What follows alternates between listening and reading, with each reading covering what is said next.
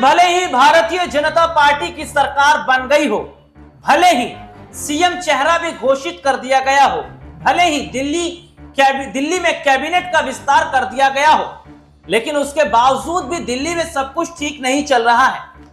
क्योंकि रेखा गुप्ता के सीएम बनने के बाद से भारतीय जनता पार्टी के कई बड़े चेहरे नाराज बताए जा रहे हैं, या इसे बगावत भी हम कह सकते हैं कि वे बगावत भी कर रहे हैं।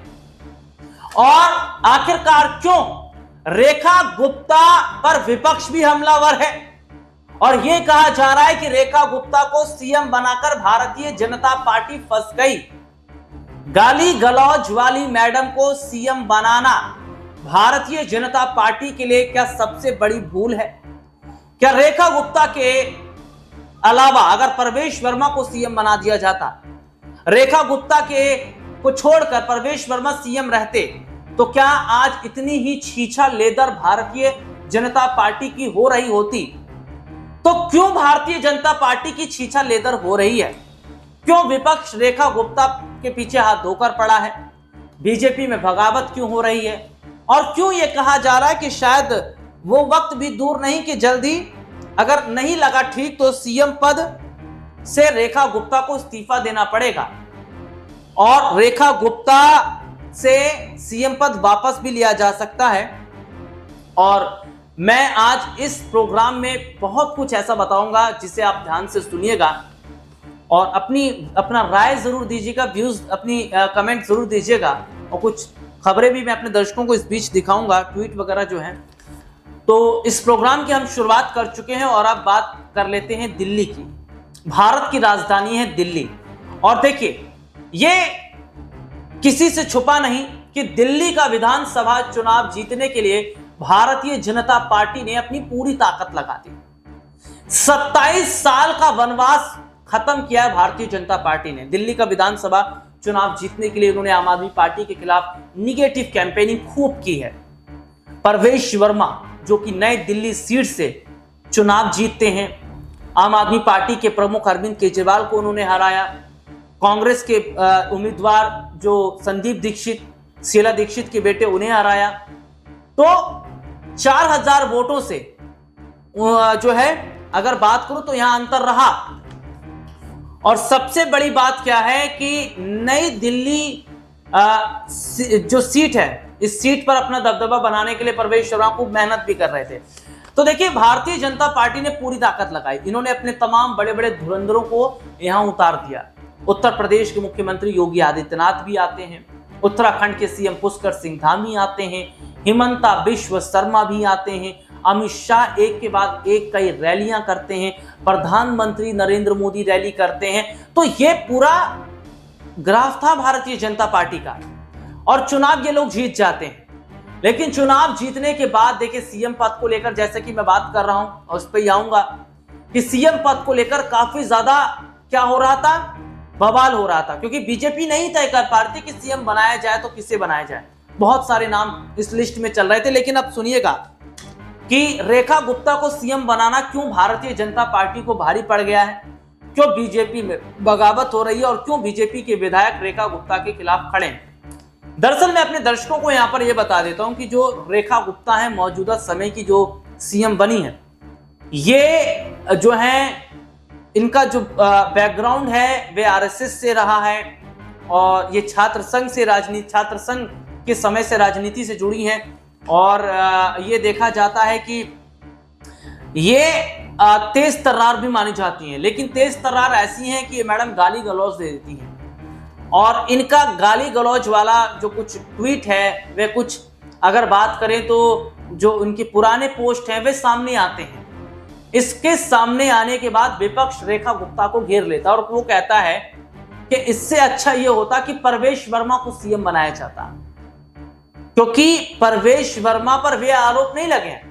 और ये देखिए क्या देखा जा रहा है कि विपक्ष परवेश वर्मा को समर्थन कर रहा है। और सबसे बड़ी बात है जो रेखा गुप्ता हैं, रेखा गुप्ता जिनका अगर कहा जाए तो जिस तरीके से विवादों से बड़ा नाता रहा है और जिस तरीके से उनके पोस्ट हैं, जिस तरीके से गाली गलौज वाली ये मैडम है, ये स्मृति ईरानी से 4 कदम आगे निकली। स्मृति ईरानी का नाम इसमें हम जोड़ लेते हैं। स्मृति ईरानी सिलेंडर वाली मैडम जो अब चुप हो गई हैं। क्योंकि सिलेंडर वाली मैडम को लेकर भी बहुत खबरें चल रही थी कि दिल्ली में किसी एक सीट से उन्हें चुनाव लड़वाया जा सकता है, उन्हें सीएम बनाया जा सकता है, ऐसे कुछ तैयारी चल रही है। लेकिन सिलेंडर वाली मैडम की अगर मैं बात करूं, जब उनके पास पावर थी या वे अमेठी से जब सीएम थी तो खूब उनका जो अगर कहा जाए तो लेवल हाई था। वे धमका देती थी, मीडिया को धमका देती थी, वे लोगों को धमका देती थी, हम तो पावर में हैं, हम तो ये हैं वे हैं, कुछ भी कर देंगे। कांग्रेस पार्टी के खिलाफ ना जाने क्या क्या कुछ कहा, विपक्ष के खिलाफ, जनता के खिलाफ क्या कहा और क्या हाल जनता ने अमेठी की किया, ये सब जानते स्मृति ईरानी का। स्मृति ईरानी भी उन्हीं महिलाओं में एक हैं जो कि इस तरीके की बातें करती थी, लेकिन गाली गलौज जैसी चीजों से वो बचती रही। लेकिन मैडम रेखा गुप्ता स्मृति ईरानी से 4 कदम आगे निकली हैं और गाली गलौज वाले उनके जो ट्वीट हैं, वे जो उनके पोस्ट निकलकर सामने आ रहे हैं, इस पर यह देखा जा रहा है कि बीजेपी अब चुप है। ये वही भारतीय जनता पार्टी है जो आम आदमी पार्टी पर तमाम आरोप लगाया करती थी, केजरीवाल पर निशाना साधती थी, आतिशी पर निशाना साधती थी। और सबसे बड़ी बात है, मैं अगर यहाँ पर बात कर लूँ कि बीजेपी के एक बड़े चेहरे हैं और बिदुड़ी, जी हाँ बिदुड़ी, और जिस तरीके से उन्होंने देखिए रमेश बिदुड़ी का अगर हम जिक्र करें तो उन्होंने जो आतिशी उनको लेकर किस तरीके की बातें की, ये तमाम चीजें देखी जाती हैं। लेकिन बीजेपी ने उनका बचाव किया और अब यही देखा जा रहा है कि जब अपनी मछली जो है वे फंस रही है तो भारतीय जनता पार्टी चुप है। गाली गलौज वाली ये जो मैडम है रेखा गुप्ता, इनके जो जितने ट्वीट, जितने पोस्ट आ रहे हैं, इस पर भारतीय जनता पार्टी चुप है। अब ऐसे में देखा जा रहा है कि विपक्ष ये कह रहा है कि भैया ये सीएम जब ऐसी हैं और दिल्ली की जनता के बीच पहुंचेंगी तो इसका क्या माहौल रहेगा। और बीजेपी के विधायक भी देखिए खुश नहीं है।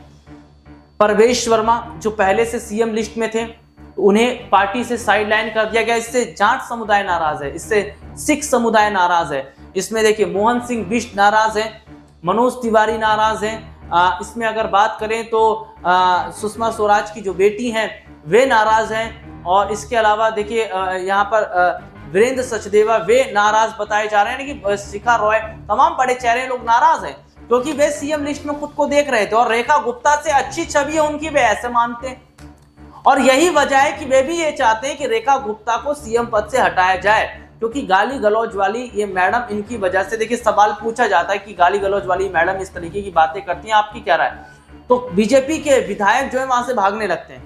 तो ऐसे में देखा जा रहा है कि उनकी वजह से बीजेपी के विधायक फंस रहे, तो ये कहा जा रहा है कि सीएम पद से उन्हें हटाया जाना चाहिए। और देखिए सबसे बड़ी बात है कि परवेश वर्मा बहुत पहले से चाह रहे थे कि उन्हें सीएम बनाया जाए। तो ऐसे में देखा जा रहा है कि जहां आतिशी ने हाल ही में ये कहा कि जो रेखा गुप्ता हैं उनसे सवाल पूछा जाता है कि महिलाओं को हर महीने पैसे देने की बात है, वे कब दिया जाएगा, इस पर चुप रहते हैं। जो सरकार से सवाल विपक्ष पूछ रहा है उस पर सरकार चुप है। तो ऐसे में देखा जा रहा है कि इस वक्त विपक्ष के सवाल पर सरकार तो चुप है, लेकिन बीजेपी के अंदर जो बगावत हो रही है और तमाम कई बड़े चेहरे जो नाराज है उन्हें सीएम लिस्ट में शामिल नहीं किया, इसका नुकसान बीजेपी को उठाना पड़ सकता है। और क्या इसमें सबसे बड़ी बात अगर देखा जाए, रेखा गुप्ता की वजह से बीजेपी में बगावत होती है, तो क्या परवेश वर्मा को सीएम कमान सौंपा जा सकता है।